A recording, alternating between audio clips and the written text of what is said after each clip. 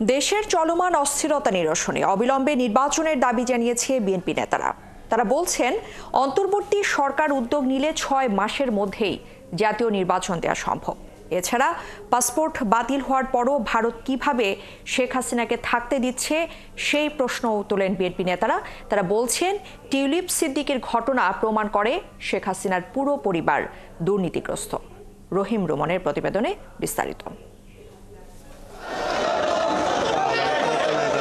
যুক্তরাষ্ট্র থেকে দীর্ঘদিনের নির্বাসন শেষে দেশে ফেরা ফ্লোরিডা বিএনপির সভাপতি ইমরানুল হক চাকলাদারকে নিয়ে শুক্রবার দুপুরে দলের প্রতিষ্ঠাতা সাবেক রাষ্ট্রপতি জিয়াউর রহমানের কবরে শ্রদ্ধা জানান স্থায়ী কমিটির সদস্য মঈন খান।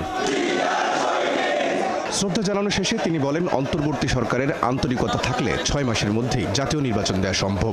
অতীতে এর কম সময়ে দেশের নির্বাচনের নজিরও রয়েছে। 3 মাসের মধ্যে 90 দিনের ভিতরে যদি একটি সুষ্ঠু নিরপেক্ষ নির্বাচন করা সম্ভব হয়ে থাকে, যে নির্বাচনটি ছিল বাংলাদেশে 53 বছরের ইতিহাসে সম্ভবত সর্বশ্রেষ্ঠ নির্বাচন, তাহলে আজকে কেন আগামী 6 মাসের মধ্যে নির্বাচন করা সম্ভব না? এর আগে সকালে রাজধানীর কৃষিবিদ ইনস্টিটিউশনে এক আলোচনা সভায় দলের সিনিয়র যুগ্ম মহাসচিব রুহুল কবির রিজভী পাসপোর্টহীন শেখ হাসিনা কোন মর্যাদায় ভারতে অবস্থান করছেন তা জানতে চান। মন্তব্য করেন, জেনেটিক্যাল কারণে টিউলিপ সিদ্দিকী দুর্নীতিমুক্ত থাকতে পারেননি। আজকে শেখ হাসিনা কি স্ট্যাটাসে ভারতে আছে এটা কিন্তু বলতে পারছে না। বাংলাদেশে তার যে 2টি পাসপোর্ট, সেই 2টি পাসপোর্ট, একটা কূটনৈতিক পাসপোর্ট আর জায়ার পাসপোর্ট, দুটাই বাতিল করেছে। তারপরে কি স্ট্যাটাস আছে, ভারত কিভাবে তাকে রেখেছে? টিউলিপ লেখাপড়া করেছে ইংল্যান্ডে একজন এমপি, একজন জনপ্রতিনিধির 1 টাকা 1 পয়সা দুর্নীতি, এটা একটা স্বপ্নের বিষয়। কিন্তু তার জিন হচ্ছে বাংলাদেশের শেখ পরিবার।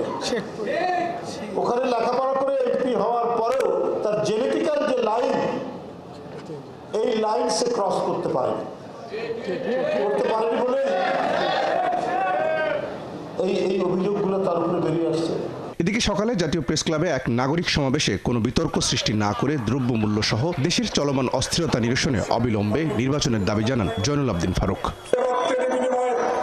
অর্জিত এই দ্বিতীয় স্বাধীনতার সম্মান আপনাকে অক্ষুণ্ণ রাখতে হলে অনতিবিলম্বে নির্বাচনের তারিখ আপনাকে ঘোষণা করতে হবে।